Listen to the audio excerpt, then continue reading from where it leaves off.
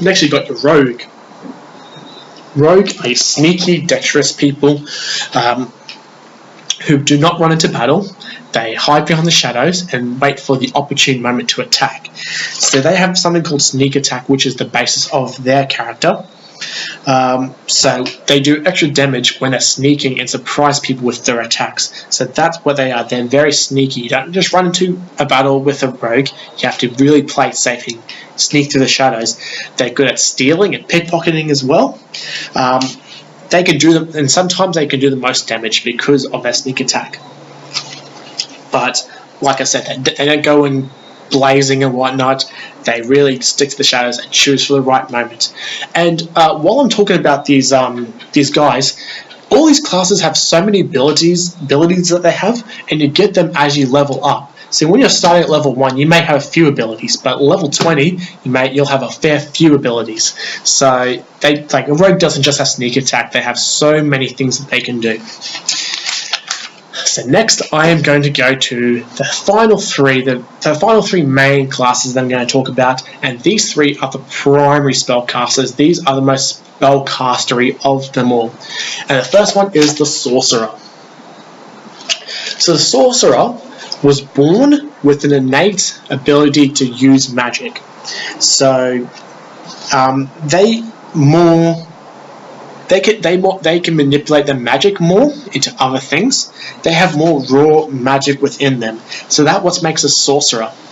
Unlike wizards, which we'll get to later, they don't know as many spells as wizards, but they're more charisma driven. They're more personality driven, as opposed to I'm smart and I know a lot of spells. They more bring out the spells that they know within themselves. Next, you've got warlocks. A warlock gets their abilities, their powers, their spells from a sort of entity or a deity that they made a deal with, and that's what makes them really cool to roleplay. You make it a deal with some sort of entity, which there are choices you can make, and pretty much in exchange for something, you get power, you get spells, which makes them really cool.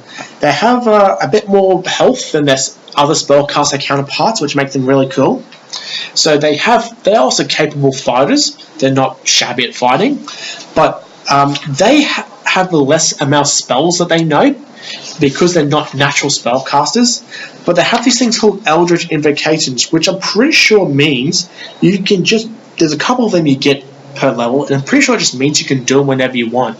So in this game you have spell slots which will eventually run out. Eldritch Invocations, I think, are just things that you can just keep doing as a warlock, which is really cool, sort of like a supernatural element. So that's really cool. And then the last class in this book, and the last of the primary spellcasters, is the Wizard, another classic Dungeons and Dragons class. Wizards, like I said before, are intellectual. They're mind-driven, they're intellectual driven, they're logic driven, and they know the most spells of all of the spellcasters in this game. Not only that, but they carry with them a spell book.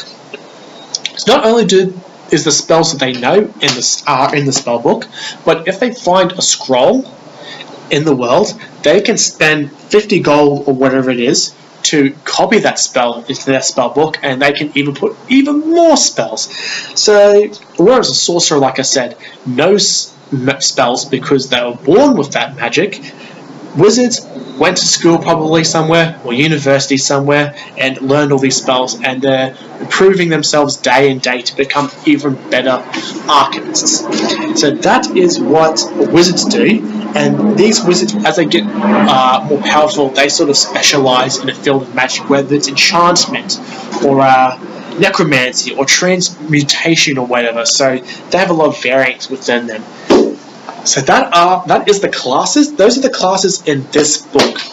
There is one more class that I wanted to talk to you about. A class that isn't official in this game, but it is created by the same guys who created Dungeons and Dragons, and it's an online one that you find online, and I think it's so cool that I'm happy for you guys to play with it, and we cannot leave it out. There are people in this game called Artificers.